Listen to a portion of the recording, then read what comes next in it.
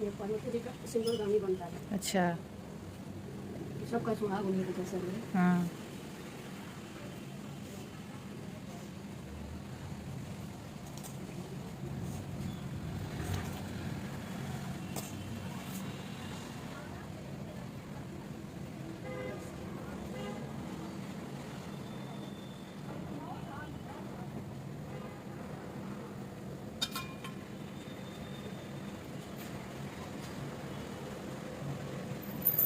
पंडित जी कहते हैं नीचे से ऊपर लगाते हैं। हाँ। मैंने तो लगा रही थी ना पूजा पे। तो पंडित जी जानकार थे। हाँ। बहुत अच्छी सी बातें जो नहीं जानते थे। हाँ। अच्छा लगा। तो उनको पूजा पाठ का ज्ञान अच्छा है। मम्मा फोटो मम्मा हाँ। शिवानी मैम भी आती है क्या? हाँ। हाँ हाँ। मम्मी यस बेटा। मुझे साइकिल बारिश हो रही है ना बच्चा, कैसे साइकिल चलाओगे? देखो पूजा बांधी, पूजा करें, पूजा देखेंगे फिर चलेंगे। शंकर जी की 2 पत्नी थी। 2 पत्नी थी? हाँ, उनकी सांझ सांझ नाम था इनका, संजू। अच्छा। उनका मूर्ति बनता है। हाँ।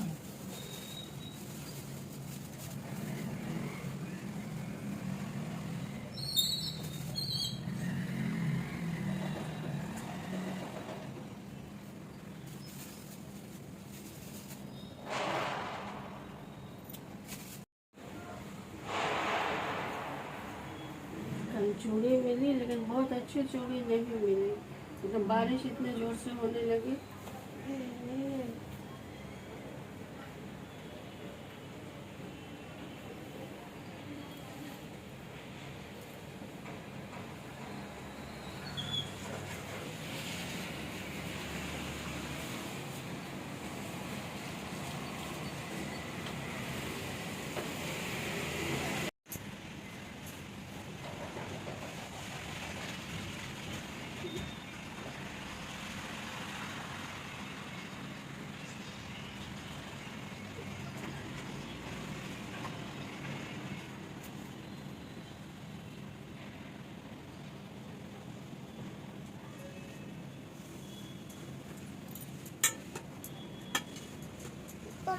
हाँ। तो पूजा हो जाएगी या फिर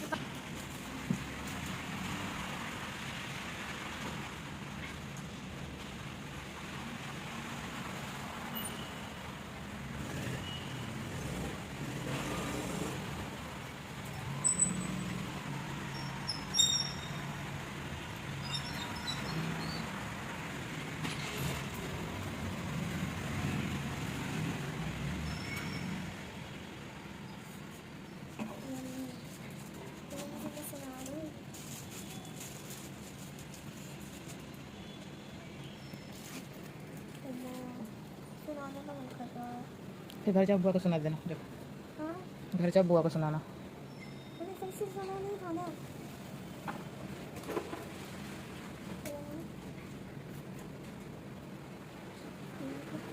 चाकू नीचे।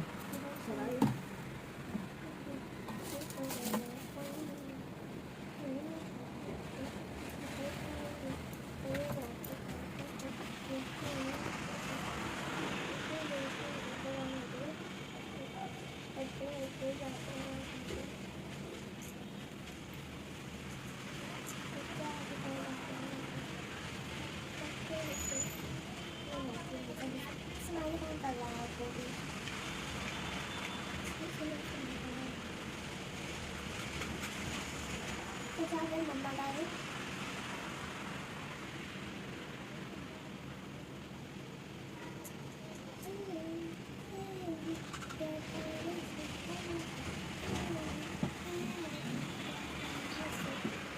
कितना बेटा?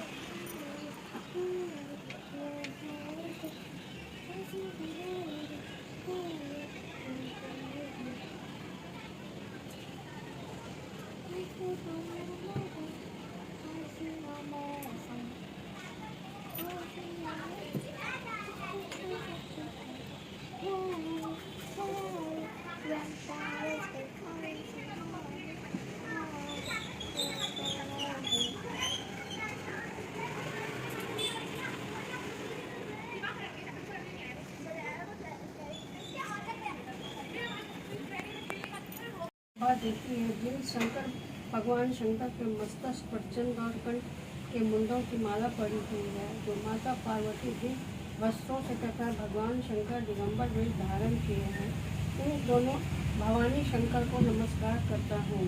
कैलाश पर्वत के सुंदर शिखर पर माता पार्वती जी ने श्री महादेव जी से पूछा, हे महेश्वर, मुझसे आप वो गुप्त वार्ता कहिए जो सबके लिए सभी धर्मों से भी सदा तथा महान फल देने वाली है। हे नाथ, यदि आप भली भांति प्रसन्न हैं तो आप उसे मेरे सम्मुख प्रकट कीजिए। हे जगन्नाथ, आप आदि मध्य और अंत रहित हैं, आपकी माया का कोई पार नहीं है। आपको मैंने किस भांति प्राप्त किया है, कौन से व्रत तक ध्यान पुण्य के फल से आप उनको वरु के रूप में मिले।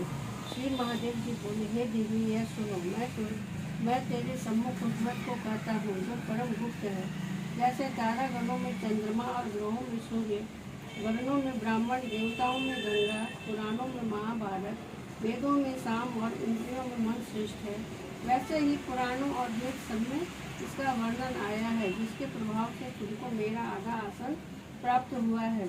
हे प्रिय, उसी का मैं तुमसे वर्णन करता हूँ। सुनो, भाद्रपद मास के शुक्ल पक्ष के हस्त नक्षत्र संयुक्त तृतीया के दिन इस व्रत का अनुष्ठान मात्र करने से सब पापों का नाश हो जाता है। तुमने पहले हिमालय पर्वत पर उस महान व्रत को किया था जो मैं तुम्हें सुनाता हूँ। पार्वती जी बोली, हे प्रभु, इस व्रत को मैंने किस लिए किया था, यह मुझे सुनने की इच्छा है, सो कृपा करके कहिए। शंकर जी बोले, आर्यावर्त में हिमालय नामक एक महान पर्वत है, जहाँ अनेक प्रकार की भूमि अनेक प्रकार के वृक्षों से सुशोभित है। तो सदैव बर्फ से ढके हुए तथा गंगा की कलकल ध्वनि से शब्दायमान रहता है। ये पार्वती जी, तुमने बाल्यकाल में उसी स्थान पर परम तप किया था और 12 वर्षों तक के महीने में जल में रहकर तथा वैशाख मास में अग्नि में प्रवेश करके तप किया। श्रावण के महीने में बाहर खुले में निवास कर अन्न त्याग कर तप करती रही। तुम्हारे उस कष्ट को देखकर तुम्हारे पिता को बड़ी चिंता हुई। वे चिंता दूर होकर सोचने लगी कि मैं इस कन्या की किससे शादी करूं। इस अवसर पर दैव योग के ब्रह्मा जी के पुत्र नारद जी वहां आए। वो अर्धपात आसन देकर सम्मान सहित बिठाया और कहा कि हे मुनीश्वर, आपने यहाँ तक आने का कष्ट कैसे किया, कहिए क्या आज्ञा है। नारद जी बोले, हे गिरिराज, मैं विष्णु भगवान का भेजा हुआ यहाँ आया हूँ। तुम मेरी बात सुनो। आप अपनी कन्या को उत्तम वर को दान करें। ब्रह्म, इंद्र, शिव आदि देवताओं में विष्णु भगवान के समान कोई भी उत्तम नहीं है, इसलिए मेरे मत से आप अपनी कन्या का दान भगवान विष्णु को ही दें। हिमालय बोले, यदि भगवान वासुदेव स्वामी कन्या को ग्रहण करना चाहते हैं और इस कार्य के लिए आपका आगमन हुआ है, तो वह मेरे लिए परम गौरव की बात है। मैं अवश्य उन्हें ही दूंगा। हिमालय का यह आश्वासन देते ही देवर्षि नारद जी आकाश में अंतर्ध्यान हो गए और शंख चक्र गदा पद्म एवं पीताम्बरधारी भगवान विष्णु के पास पहुँचे। नारद जी ने हाथ जोड़कर भगवान विष्णु से कहा, प्रभु, आपका विवाह कार्य निश्चित हो गया। इधर हिमालय ने पार्वती जी से प्रसन्नता पूर्वक कहा, हे पुत्री, मैंने तुमको गरुड़ ध्वज भगवान विष्णु को अर्पण कर दिया है। पिता की इन वाक्यों को सुनते ही पार्वती जी अपनी सहेली के घर गई और पृथ्वी पर गिरकर अत्यंत दुखित होकर विलाप करने लगी। उनको विलाप करते देखकर सखी बोली, हे देवी, तुम किस कारण से दुख पाती हो, मुझे बताओ, मैं अवश्य ही तुम्हारी इच्छा पूर्ण करूंगी। पार्वती बोली, हे सखी, तुम मेरी हो, मेरी जो मन की अभिलाषा है सुनाती हूँ। मैं श्री महादेव जी के वरण करना चाहती हूँ। मेरे इस कार्य को पिताजी ने बिगाड़ना चाहा है, इसलिए मैं निसंदेह इस शरीर का त्याग करूँगी। पार्वती के इन वचनों को सुनकर सखी ने कहा कि हे देवी, जिस वन को तुम्हारे पिताजी ने न देखा हो न तुम वहाँ चली जाओ। तब वे हे देवी पार्वती, तुम अपनी सखी का यह वचन सुन ऐसे ही वन को चली गई। पिता हिमालय ने तुमको घर पर न पाकर सोचा कि मेरी पुत्री को कोई देव दानव अथवा किन्नर हरण करके ले गया है। मैंने नारद जी को वचन दिया था कि मैं पुत्री का गरुड़ ध्वज भगवान के साथ वरण करूँगा। हाय, अब यह कैसे पूरा होगा। ऐसा सोचकर वे बहुत चिंतातुर हो मूर्छित हो गए। तब सब लोग हाहाकार करते हुए दौड़े। मूर्छा दूर होने पर गिरिराज से बोले कि हमें आप अपनी मूर्छा का कारण बताओ। हिमालय बोले, मेरे दुख का कारण यह है कि मेरी रत्न रूपी कन्या को कोई हरण करके ले गया, सर्प डस गया या किसी सिंह या व्याघ्र ने मार डाला, वह न जाने कहाँ चली गई या राक्षस ने मार डाला है। यह कहकर गिरिराज दुखित होकर ऐसे कांपने लगे जैसे तीव्र वायु के चलने पर कोई वृक्ष कांपता है। तत्पश्चात हे पार्वती, तुम्हें गिरिराज साथियों सहित घने जंगल में ढूंढने निकले सिंह व्याघ्र रीछ आदि हिंसक जंतुओं के कारण वन भयानक प्रतीत होता था। तुम भी सखी के साथ भयानक जंगल में घूमती हुई वन में एक नदी के तट पर एक गुफा में पहुंची। उस गुफा में तुम अपनी सखी के साथ प्रवेश कर गई, जहाँ तुम अन्न जल का त्याग कर बालू का लिंग बनाकर मेरी आराधना करती रही। उस समय पर भाद्रपद मास की हस्त नक्षत्र युक्त तृतीया के दिन तुमने मेरा विधि विधान से पूजन किया तथा रात्रि को गीत गायन करते हुए जागरण किया। तुम्हारे उस महाव्रत के प्रभाव से मेरा आसन डोलने लगा, उस स्थान पर आ गया जहाँ तुम और तुम्हारी सखी दोनों थी। मैंने आकर तुमसे कहा कि हे वरानने, मैं तुमसे प्रसन्न हूँ, तुम मुझसे वरदान मांग। तब तुमने कहा कि हे देव, यदि आप मुझसे प्रसन्न हैं तो आप महादेव जी ही मेरे पति हो। मैं तथास्तु ऐसा कहकर कैलाश पर्वत को चला गया और तुम्हारे प्रभात होते ही मेरे उस बालक की प्रतिमा को नदी में विसर्जित कर दिया। हे शुभे, तुमने वहाँ अपनी सखी सहित व्रत का परायण किया। इतने में तुम्हारे पिता हिमान भी तुम्हें ढूंढते ढूंढते उसी घने वन में आ पहुँचे। उस समय उन्होंने नदी के तट पर 2 कन्याओं को देखा। ये तुम्हारे पास आकर और तुम्हें हृदय से लगाकर रोने लगे। बोली, बेटी, तुम्हें सिंह व्याघ्र आदि तो घने जंगलों में क्यों चली आई? तुमने कहा, हे पिता, मैंने पहले ही अपना शरीर शंकर जी को समर्पित कर दिया था, किंतु आपने इसके विपरीत कार्य किया, इसलिए मैं वन में चली गई। ऐसा सुनकर हिमान ने तुमसे कहा कि मैं तुम्हारी इच्छा के विरुद्ध यह कार्य नहीं करूँगा। तब वे तुम्हें लेकर घर को आए और तुम्हारा विवाह मेरे साथ कर दिया। हे प्रिय, उसी व्रत के प्रभाव से तुमको मेरा अर्धासन प्राप्त हुआ। इस व्रतराज को मैंने भी अभी तक किसी के सम्मुख वर्ण नहीं किया है। ये देवी, अब मैं तुम्हें बताता हूँ कि इस व्रत का नाम क्यों पड़ा। तुमको सखी हरण करके ले गई थी, इसलिए हरतालिका नाम पड़ा। पार्वती जी बोली, हे स्वामी, आपने इस व्रतराज का नाम तो बता दिया, किंतु मुझे इसकी विधि एवं फल भी बताइए कि इसके करने से किस फल की प्राप्ति होती है। तब भगवान शंकर जी बोले, इस स्त्री जाति के अत्युत्तम व्रत की विधि सुनिए। सौभाग्य की इच्छा रखने वाली स्त्रियां इस व्रत को विधि पूर्वक करें। केले के खम्भों से मंडप बनाकर उसे बंधनवारों से सुशोभित करें। इसमें विविध रंगों को उत्तम रेशमी वस्त्र की चांदनी ऊपर से तान दें। चंदन आदि सुगंधित द्रव्यों का लेपन करके स्त्रियां एकत्र हों। शंख, भेरी, मृदंग आदि बजावें। विधि पूर्वक मंगलाचार करके श्री गौरी शंकर की बालू निर्मित प्रतिमा का स्थापना करें। फिर भगवान शिव पार्वती जी का गंध, धूप, पुष्प आदि से विधि पूर्वक पूजन करें। अनेक नैवेद्यों का भोग लगावें और रात्रि को जागरण करें। नारियल, सुपारी, जवारी, नींबू, लौंग, अनार आदि ऋतु फलों तथा फूलों को एकत्रित करके धूप आदि से पूजन करके कहे, हे कल्याण स्वरूप शिव, हे मंगल रूप शिव, हे मंगल रूप महेश्वरी, हे शिवे, सब कामनाओं को देने वाली देवी कल्याण रूप, मैं तुम्हें नमस्कार है। कल्याण स्वरूप माता पार्वती, हम तुम्हें नमस्कार करते हैं। भगवान शंकर जी का सदैव नमस्कार करते हैं। हे ब्रह्म रूपिणी जगत का पालन करने वाली माँ, आपको नमस्कार है। हे सिंहवासिनी, मैं सांसारिक भय से व्याकुल हूँ, तुम मेरी रक्षा करो। हे माहेश्वरी, मैंने इसी अभिलाषा से आपका पूजन किया है। हे पार्वती माता, आप मेरे ऊपर प्रसन्न होकर मुझे सुख और सौभाग्य प्रदान कीजिए। इस प्रकार के शब्दों द्वारा उमा से शंकर जी का पूजन करें।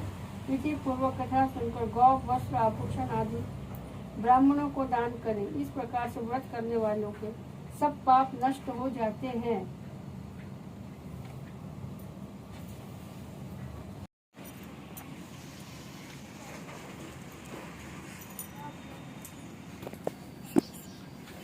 घंटी बजाओगी? घंटी बजाओगी? हाँ, बजाओ इसे, पकड़ो। चलो हटो। जय शिव ओंकारा, हर शिव ओंकारा,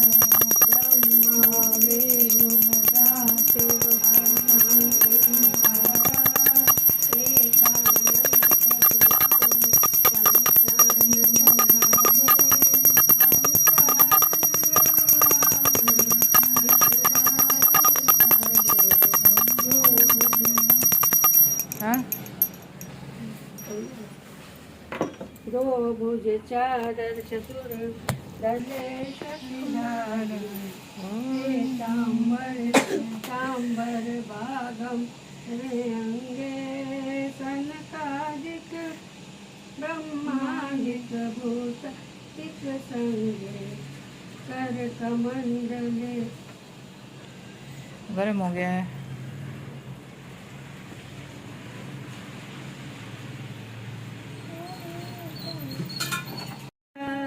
जग करता जग करता जग पालन करता ब्रह्मा विष्णु सदा शिव जानत अविवेका ब्रह्मा करके मांदेय तीनों एका गुरु शिव की आरती हो कोई नर गावे कहत सिनानंद स्वामी